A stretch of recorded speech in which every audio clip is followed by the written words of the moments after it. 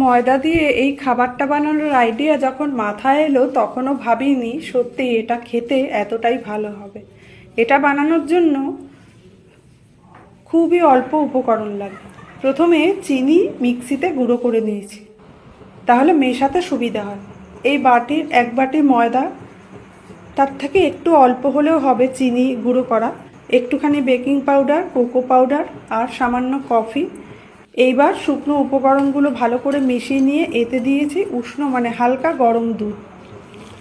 এই দুধটা গরম থাকলে এই বেকিং পাউডারটা অ্যাক্টিভেট হবে। দিয়েছি গলানো মাখন, টেক্সচারটা যেন এরকম হয়। এবার ব্রাশটা আগে একটু গরম করে নিয়েছি যাতে বাটারটা সহজে গলে যায়।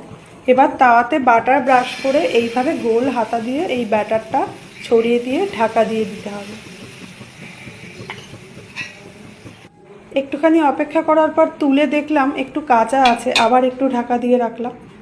মিনিট 5-এর মধ্যেই এটা কিন্তু তৈরি হয়ে যায়। এবার একটু সাবধানে খুন্তি দিয়ে এইভাবে তুলে নিয়ে সার্ভ করতে হবে গরম গরম, অথবা এটা ফ্রিজে রেখে ঠান্ডাও খাওয়া যাবে। দুটোই এটা মানে দুভাবেই এটা খেতে ভালো লাগে। এটা দেখেই বোঝা যাচ্ছে কতটা জালি জালি আর সফট হয়েছে। এই চকলেট প্যানকেকটা সত্যিই খেতে অসাধারণ হয়েছে।